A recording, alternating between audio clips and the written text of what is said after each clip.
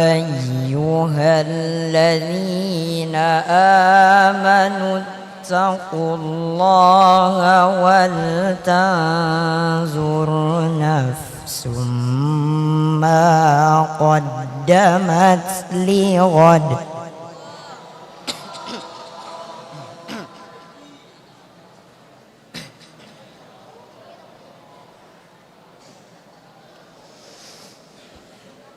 واتقوا الله إن الله خبير بما تعملون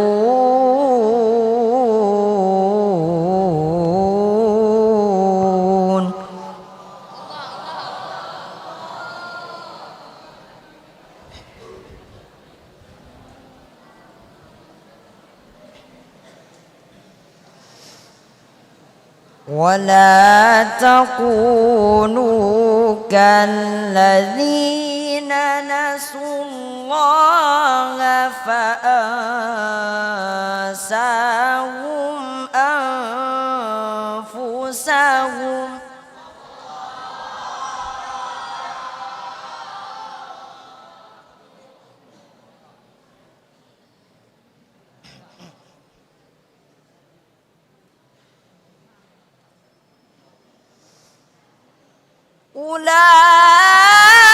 أولئك هم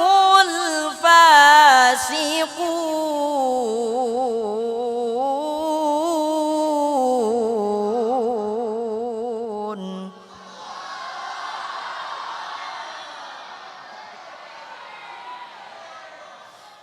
لا يستوي أصحاب النار وأصحاب الجنة أصحاب الجنة هم الفائزون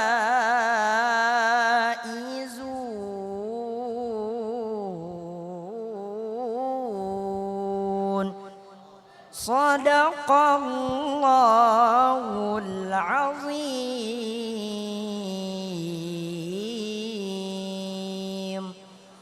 أستغفر الله العظيم لي ولوالدي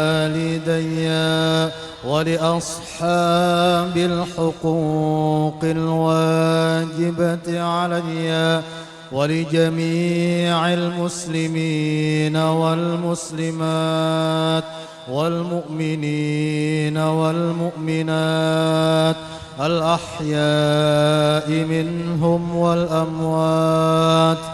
أستغفر الله العظيم لي ولوالدي ولأصحاب الحقوق الواجبة علي ولجميع المسلمين والمسلمات والمؤمنين والمؤمنات الأحياء منهم والأموات. أستغفر الله العظيم لي ولوالدي ولأصحاب الحقوق الواجبة علي ولجميع المسلمين والمسلمات والمؤمنين والمؤمنات الأحياء منهم والأموات. الفاتحة إلى حضرة سيدنا رسول الله محمد بن عبد الله وأن الصالح رسول المهاجرين مع رسول الله ثم إلى روح سيدنا المهاجر أحمد بن عيسى ثم إلى روح سيدنا فرق المقدم محمد بن علي بن علي ورسوله معفو عنه ثم إلى روح الحبيب علي بن محمد بن حسن الحبشي ووالدينا ووالدهم وأمواتنا وأموات المسلمين أجمعين وإلى حضرة النبي سيدنا مولانا محمد صلى الله عليه وسلم. الفاتحة. أعوذ بالله من الشيطان بسم الله الرحمن الرحيم الحمد لله رب العالمين الرحمن الرحيم مالك يوم الدين إياك نعبد وإياك نستعين اهدنا الصراط المستقيم صراط الذين غير المغضوب عليهم ولا الضالين آمين.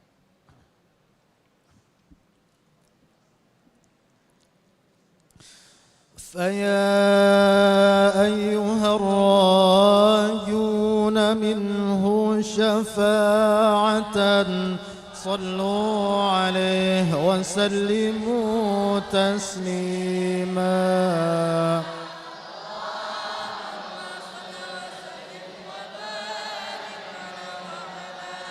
يا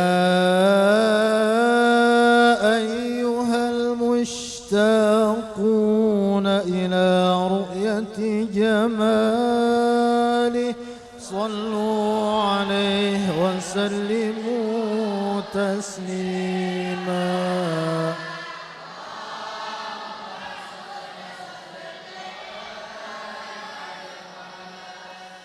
يا من يخطب وصاله يقظة ومناما صلوا عليه وسلموا تسليما.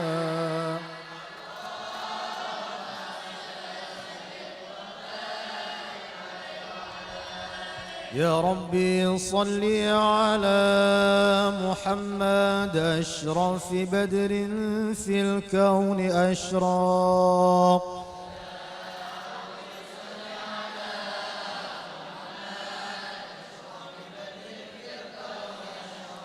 يا ربي صل على محمد أكرم داع يدعو إلى الحق.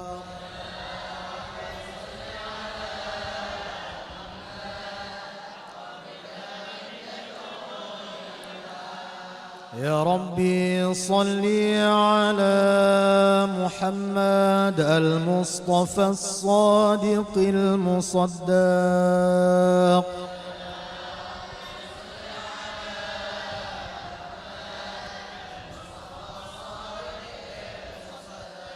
يا ربي صل على محمد أحلى الوراء منطقا وأصداق.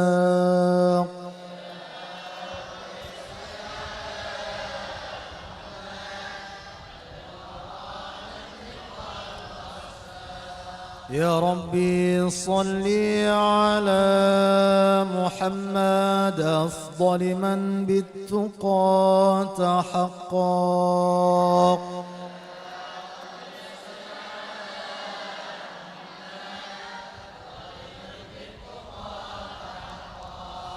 يا ربي صل على محمد من بالسخاء والوفاء تخلق.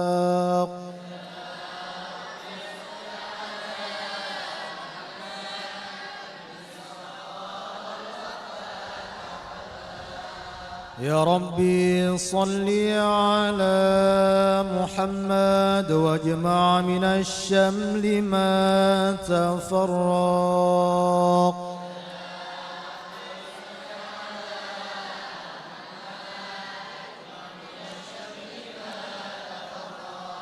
يا ربي صل على محمد واصلح وسهل ما قد تعوق.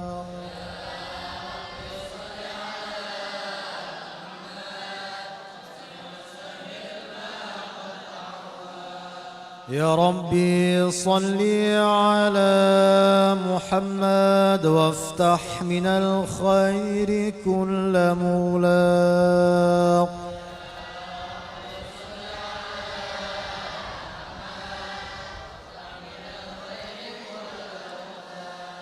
يا ربي صل على محمد وآله ومن بالنبي تعلق.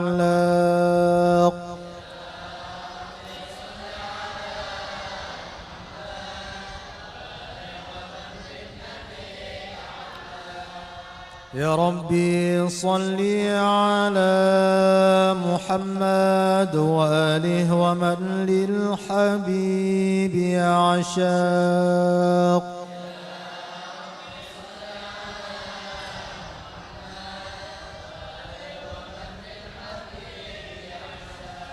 يا ربي صل على محمد ومن بحبل النبي توثق.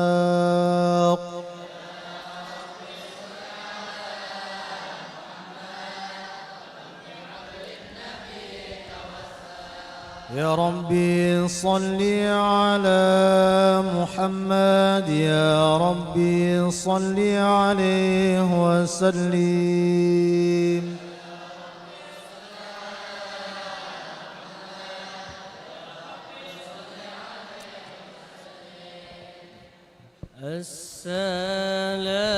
السلام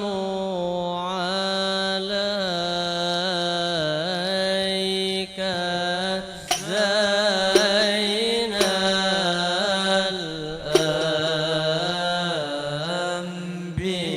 الأنبياء.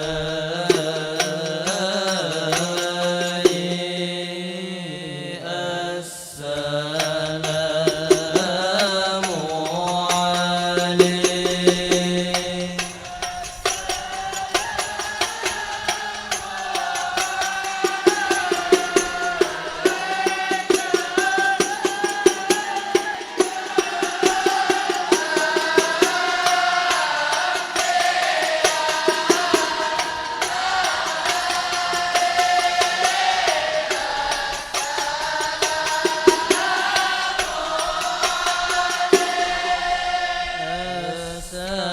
السلام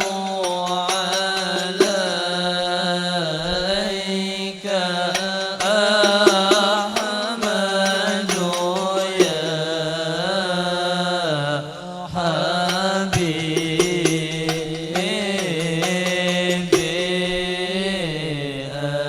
السلام عليك.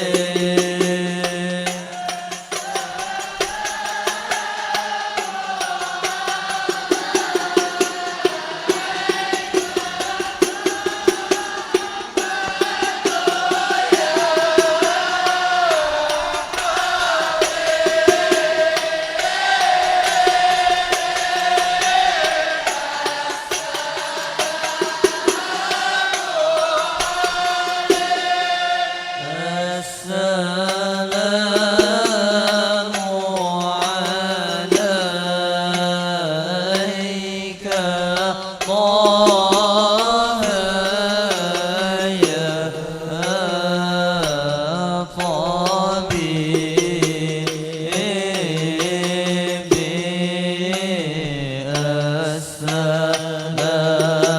السلام عليك.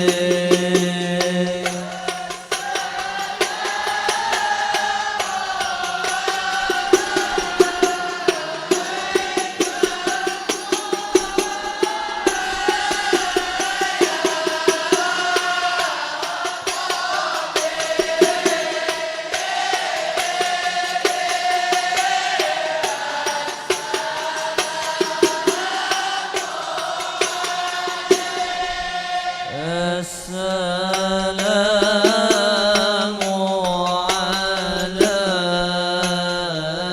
عليك يا مسكين وخيبي.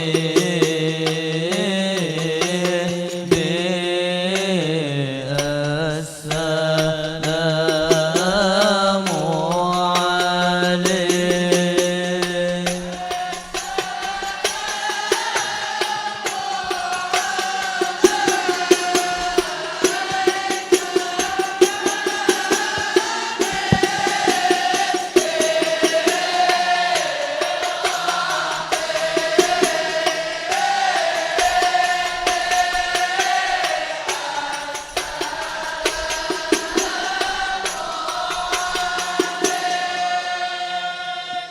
اللهم صل وسلم وبارك عليه وعلى آله.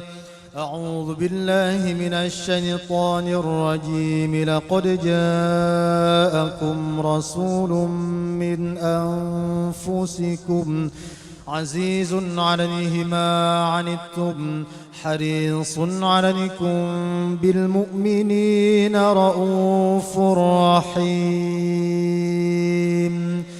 فإن تولوا فقل حسبي الله لا إله إلا هو عليه توكلت وهو رب العرش العظيم إن الله وملائكته يصلون على النبي يا أيها الذين آمنوا صلوا عليه وسلموا تسليما اللهم صل وسلم بسم الله الرحمن الرحيم الحمد لله القوي سلطانه الواضح برهانه المبسوط في الوجود كرمه وإحسانه تعالى مجده وعظم شانه خلق الخلق لحكمة وطوى عليها علمه وبسط لهم من فائض المنة ما جرت به في أقداره القسمة فأرسل إليهم أشرف خلقه وأجل عبيده رحمة تعلقت إرادته الأزلية بخلق هذا العبد المحبوب فانتشرت آثار شرفه في عوالم الشهادة والغيوب فما أجل هذا المن الذي تكرم به المنان وما أعظم هذا الفضل الذي برز من حضرة الإحسان صورة كاملة ظهرت في هيكل محمود فتعطرت بوجودها أكناف الوجود وطرزت برد العوالم بطراز التكريم الله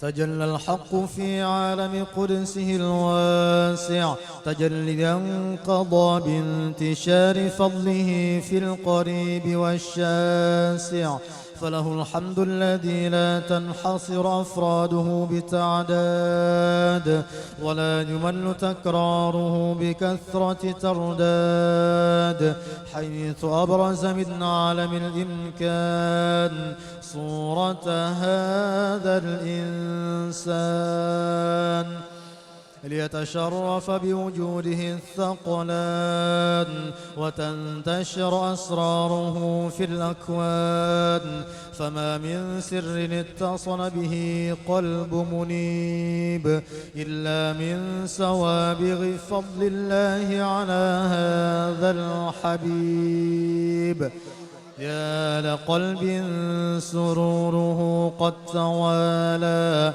بحبيب عم الأنام نوالا جل من شرف الوجود بنور غمر الكون بهجة وجمالا قد ترقى في الحسن أعلى مقام وتناهى في مجده وتعالى لاحظته العيون فيما اجتلته بشرا كاملا يزيح الضلالا وهو من فوق علم ما قدرت رفعة في شؤونه وكمالا فسبحان الذي أبرز من حضرة الامتنان ما يعجز عن وصفه اللسان ويحار في تعقل معانيه الجنان انتشر منه في عالم البطون والظهور ما ملأ الوجود الخلقي نور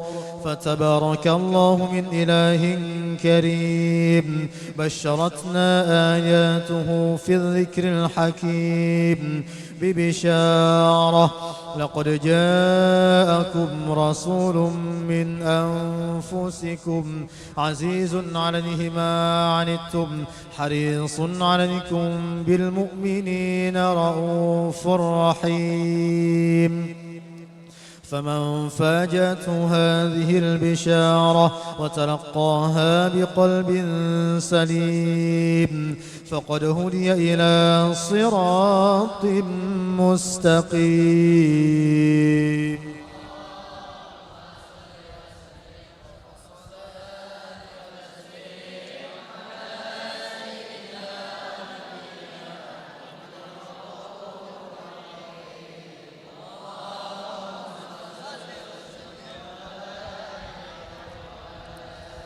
وأشهد أن لا إله إلا الله وحده لا شريك له شهادة تعرب بها اللسان عما تضمنه الجنان من التصديق بها والإذعان تثبت بها في الصدور من الإيمان قواعد وتلوح على أهل اليقين من سر ذلك الإذعان والتصديق شواهد.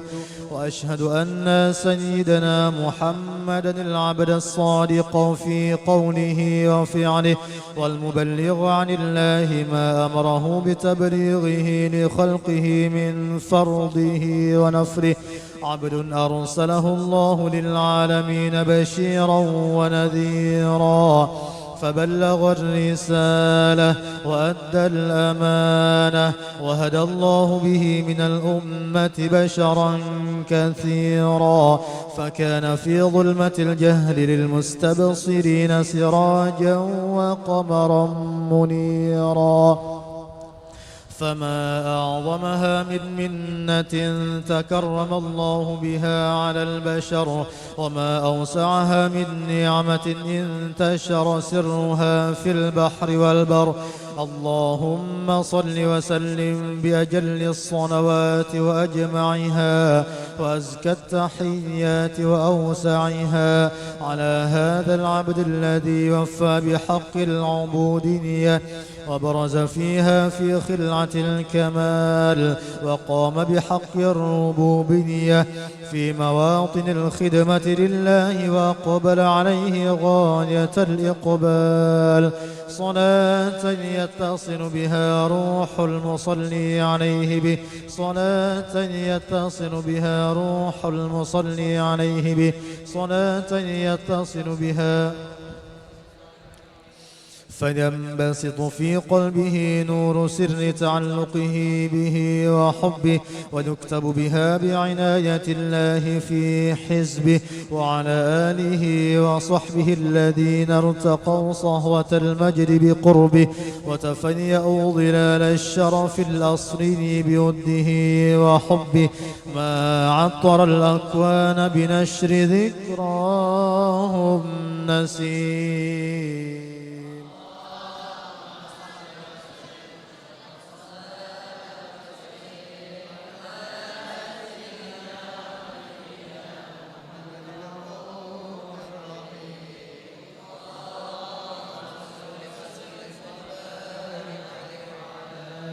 اللهم صل وسلم وبارك عليه وعلى آله. أما بعد فلما تعلقت إرادة الله في العلم القديم بظهور أسرار التخصيص للبشر الكريم بالتقديم والتكريم نفذت القدرة الباهرة بالنعمة الواسعة والمنة الغامرة فانفلقت بيضة التصوير في العالم المطلق الكبير عن جمال مشهود بالعين حاول لوصف الكمال المطلق والحسن التام والزين فتنقل ذلك الجمال الميمون في الأصلاب الكريمة والبطون فما من صلب ضمه إلا وتمت عليه من الله النعمة فهو القمر التام الذي يتنقل في بروجه ليتشرف به موطن استقراره وموضع خروجه. وقد قضت الأقدار الأزلية بما قضت، وأظهرت من سر هذا النور ما أظهرت، وخصصت به من خصصت، فكان مستقره في الأصلاب الفاخرة والأرحام الشريفة الطاهرة، حتى برز في عالم شهادة بشرا لا كالبشر، ونورا حير الأفكار ظهوره وبهر. فتعلقت همة الراقم لهذه الحروف بأن يرقم في هذا القرطاس ما هو لديه من عجائب ذلك النور معروف.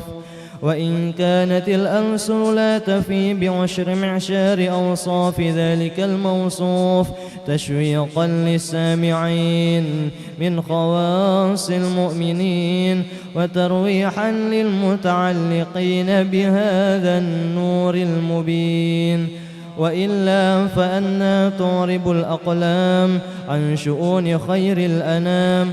ولكن هزني إلى تدوين ما حفظته من سير أشرف المخلوقين، وما أكرمه الله به في مولده من الفضل الذي عم العالمين. وبقيت رايته في الكون منشورة على مر الأيام والشهور والسنين، داعي التعلق بهذه الحضرة الكريمة ولاعج التشوق إلى سماع أوصافها العظيمة. ولعل الله ينفع به المتكلم والسامع، ولعل الله ينفع به المتكلم والسامع، ولعل الله ينفع به المتكلم والسامع، فيدخلان في شفاعة هذا النبي الشافع، ويتروحان بروح ذلك النعيم. اللهم صل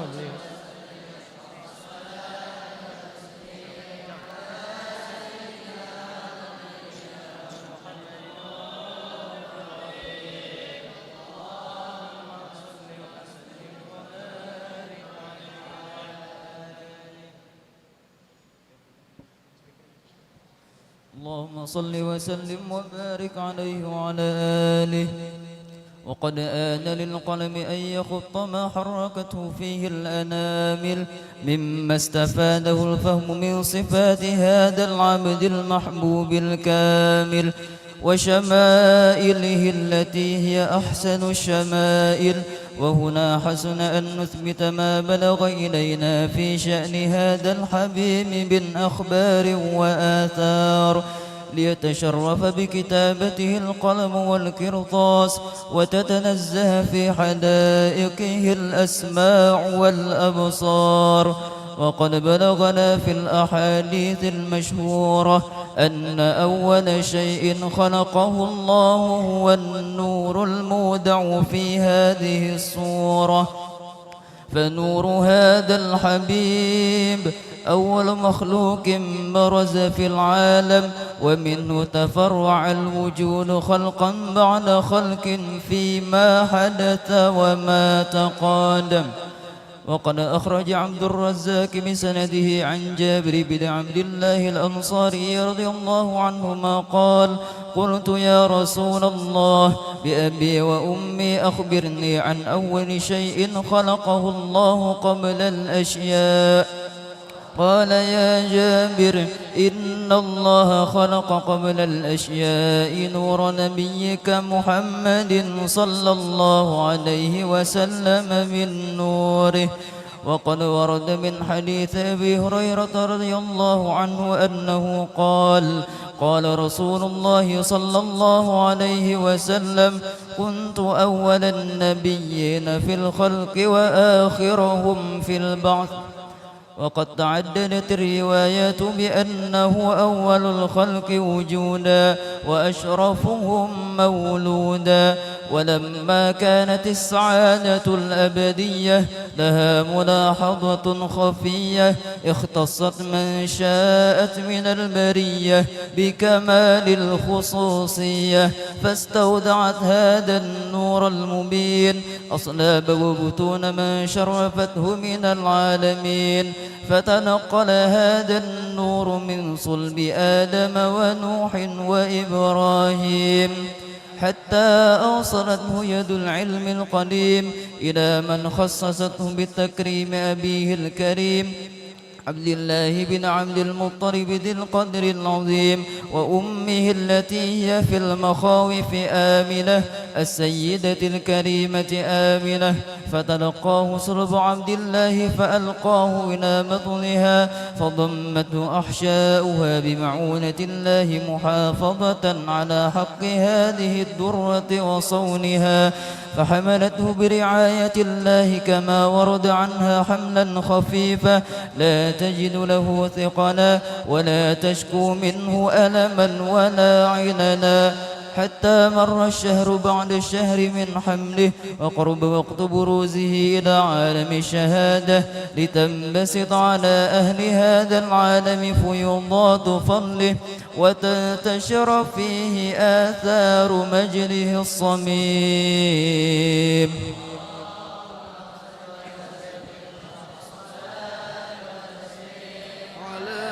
سيدنا ونبينا محمد الرؤوف الرحيم.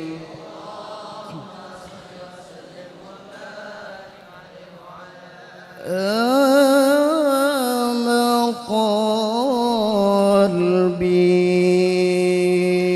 يا قلبي عندما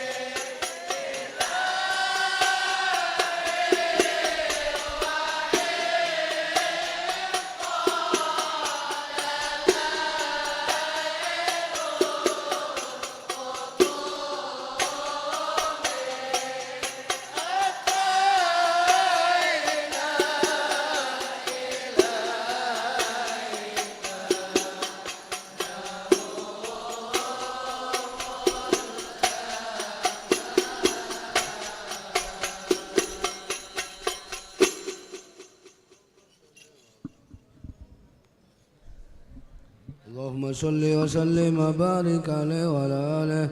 ومنذ علقت بهذه الدرة المكنونة والجوهرة المشونة والكون كله يشبه ويمشي في سرور وابتهاج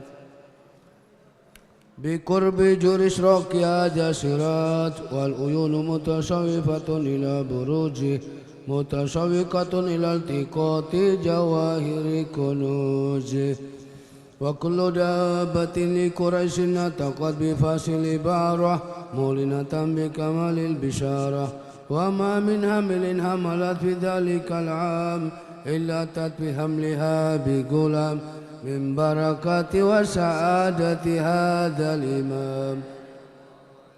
ولم تزل الأرض والسماوات متضامخة مثل الفرح بملاقاة الأشرف البريات وبروجه من عالم الخفاء إلى عالم الجهور بعد تنقله في البطون والجهور. فأجهر الله في الوجود بهجة التكريم بسط في العالم الكبير مهجة التشريف والتعجيم ببروج هذا البشر الكريم.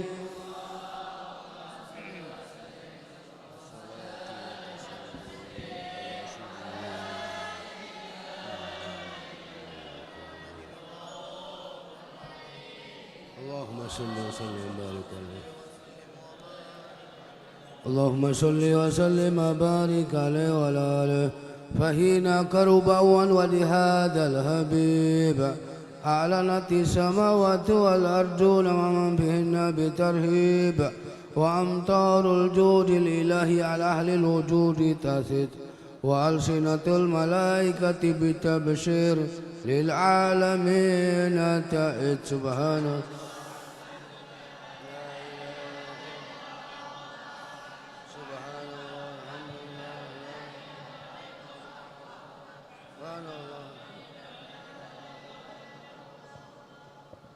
والقدرة كشفت كنهاج المستور ليبرج نوره كاملا في عالم الجهور نورا فاق كل نور.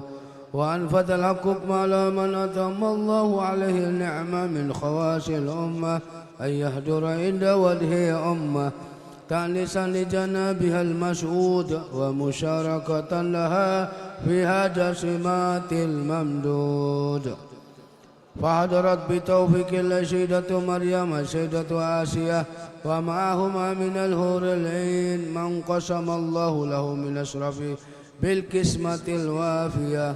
فأتى الوقت الذي رتب الله على حضوره وجود هذا المولود فانفلق سبل الكمال من النور عن عمود وبرج الحامد المحمود مدنا لله بالتعظيم والسجود. صلى الله على محمد صلى الله عليه وسلم. صلى الله على محمد صلى الله عليه وسلم. صلى الله على محمد. يا ربي صلي يا نبي سلام عليك يا رسول سلام عليك يا حبيب سلام عليك يا رسول الله صلوات الله عليك.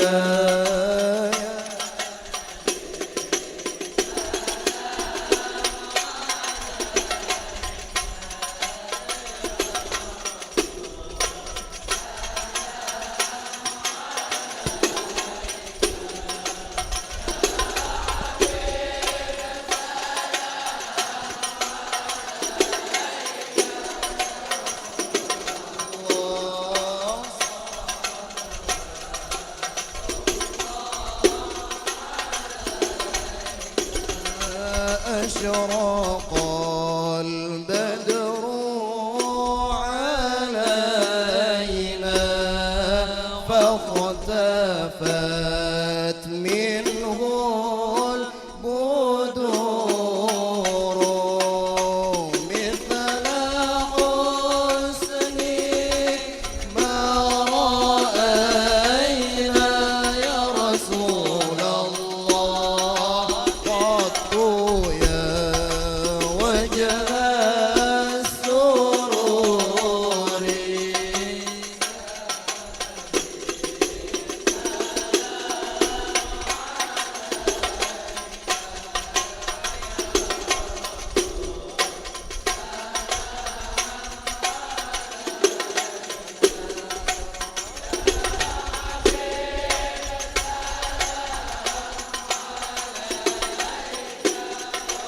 رسول الله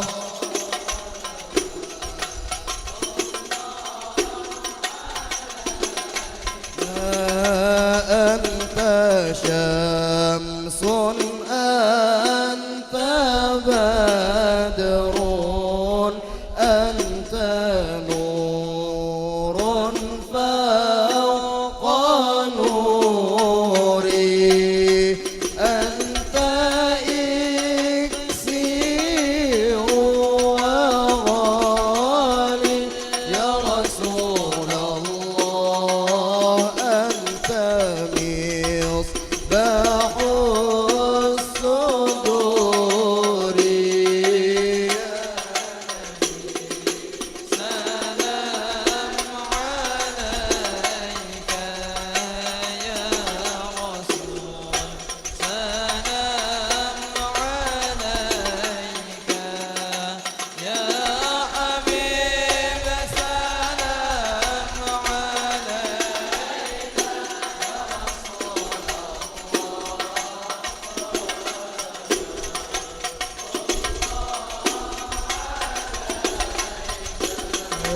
يا حبيبي يا محمد يا عروس الخافقين يا مؤيد يا ممجد يا رسول الله يا إمام القبلتين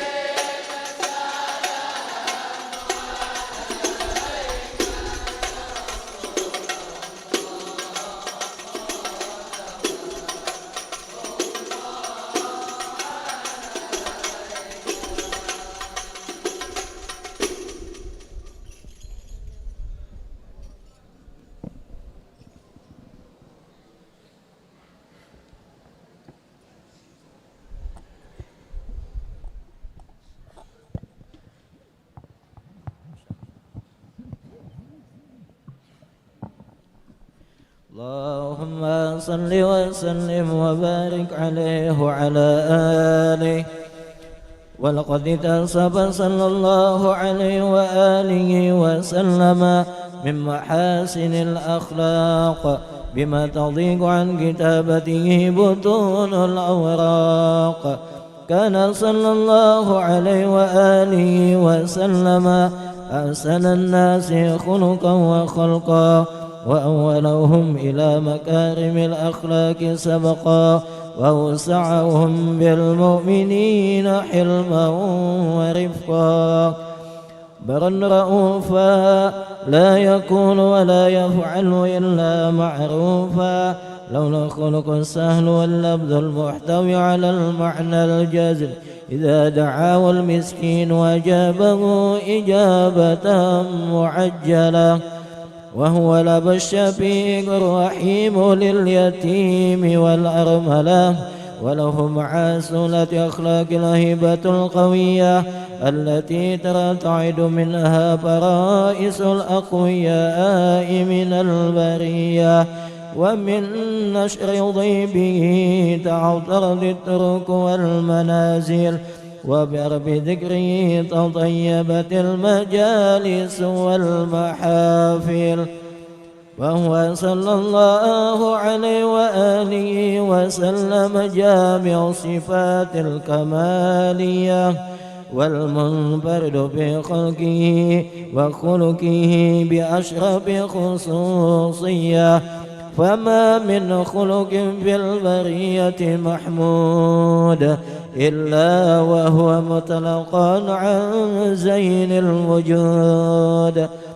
أجملت بوصف الحبيب وشانه وله العلا في مجده ومكانه. أوصى بعز قد تعالى مجدها، أخجد على نجم السوها بعينانه. وقد انبسط القلم في تدوين ما أفاده العلم من وقع مولد النبي الكريم، وحكاية ما أكرم الله به هذا العبد المقرب من التكريم والتعظيم والخلق العظيم. فحسن مني أن أمسك عنة الأقلام في هذا المقام، وأكره السلام على سيد الأنام. السلام عليك النبي ورحمة الله وبركاته. السلام عليك النبي ورحمة الله وبركاته. السلام عليك أيها النبي ورحمة الله وبركاته.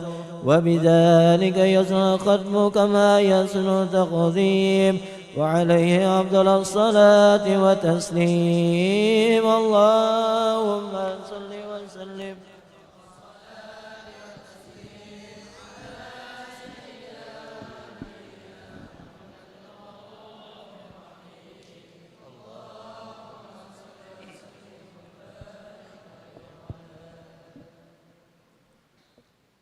Amin ya Allah ya Karim. Bismillahirrahmanirrahim. Alhamdulillahi Rabbil Alamin. Allahumma salli wa sallim ala Sayyidina Muhammadin fil awwalin. Allahumma salli wa sallim ala Sayyidina Muhammadin fil akhirin. Allahumma salli wa sallim ala Sayyidina Muhammadin fi kulli waqtin wa hin. Allahumma salli wa sallim ala Sayyidina Muhammadin fil mala'il a'la ila yaumiddin. Allahumma salli wa sallim ala Sayyidina Muhammadin wa ala alihi wa sahbihi ajma'in. ولما نظم الفكر من دراري الأوصاف المحمدية عقودا، توجهت إلى الله متوسلا بسيدي وحبيبي محمد صلى الله عليه وسلم أن يجعل سعي فيه مشكورا وفعلي فيه محمودا، وأن يكتب عملي في الأعمال المقبولة، وتوجهي في التوجهات الخالصة والصلات الموصولة. اللهم يا من إليه تتوجه الآمال فتعود ظافرة، وعلى باب عزته تحد الرحال فتغشاها منه الفيوضات الغامرة. نتوجه إليك بأشرف الوسائل لديك، سيد المرسلين عبدك الصادق الأمين سيدنا محمد الذي عمت رسالته العالمين، أن تصلي وتسلم على تلك الذات الكاملة مستودع أمانتك وحفيظ سرك وحامل راية دعوتك الشاملة، الأب الأكبر المحبوب لك والمخصص بشرف الأفخر في كل موطن من مواطن القرب ومظهر، قاسم إمدادك في عبادك وساقي كؤوس إرشادك لأهل ودادك، سيد القونين وأشرف الثقلين، العبد المحبوب الخالص المخصوص منك بأجل الخصائص. اللهم صل وسلم عليه وعلى آله وأصحابه وأهل حضرة اقترابه من أحبابه. اللهم إنا نقدم إليك جاه هذا النبي الكريم، ونتوسل إليك بشرف مقامه العظيم أن تلاحظنا في حركاتنا وسكناتنا بعين عنايتك، وأن تحفظنا في جميع أطوارنا وتقلباتنا بجميل رعايتك وحصين وقايتك، وأن تبلغنا من شرف القرب إليك وإلى هذا الحبيب غاية آمالنا، وتتقبل منا ما تحرقنا فيه من نياتنا وأعمالنا، وتجعلنا في حضرة هذا الحبيب من الحاضرين، وفي طرائق اتباعه من السالكين، ولحقك وحقه من المعدين، ولعهدك من الحافظين. اللهم إنا لنا أدمعا في رحمتك الخاصة فلا تحرمنا، وزنونا جميلة هي وسيلتنا إليك فلا تخيبنا. آمنا بك وبرسولك وما جاء به من الدين، وتوجهنا به إليك مستشفعين أن تقابل المذنب منا بالغفران، أن تقابل المذنب منا بالغفران، أن تقابل المذنب منا بالغفران، والمسيء بالإحسان والسائل بما سأل.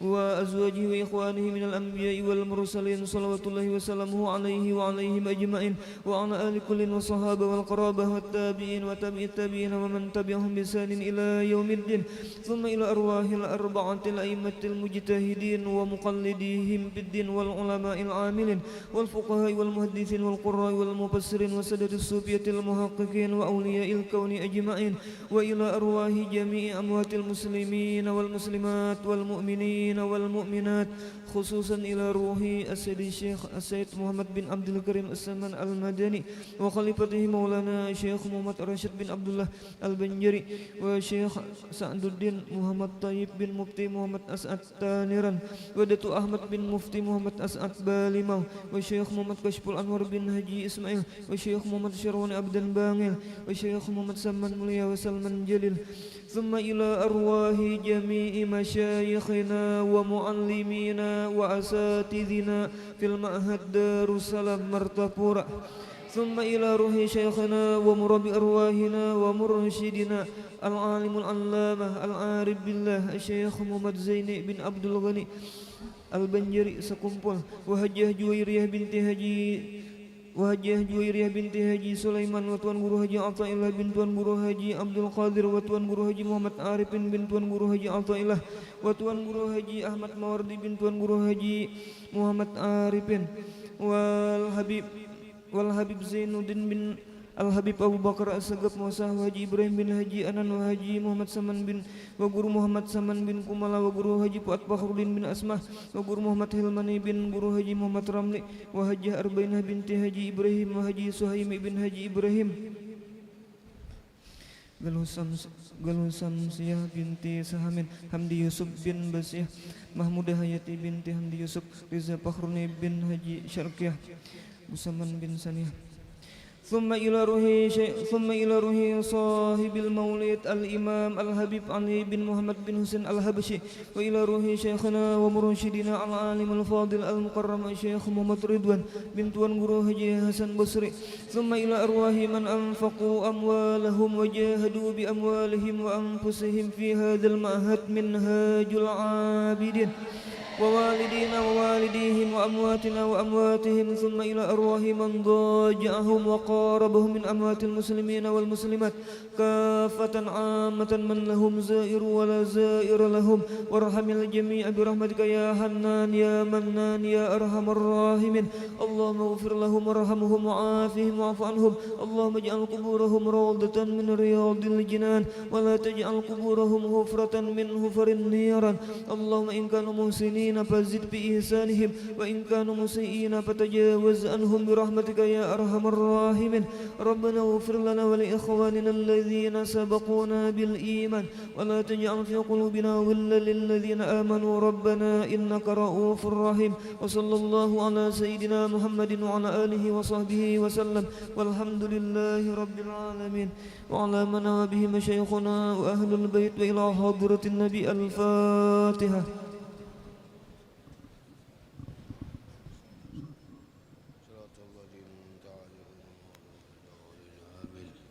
يا ربي بالمصطفى بلغ مقاصدنا واغفر لنا ما مضى يا واسع الكرم يا ربي بالمصطفى بلغ مقاصدنا واغفر لنا ما مضى يا واسع الكرم يا ربي مصطفى بلغ مقاصدنا واغفر لنا ما مضى يا واسع الكرم يا أرحم الراحمين يا أرحم الراحمين يا أرحم الراحمين فرج على المسلمين تقبل الله منكم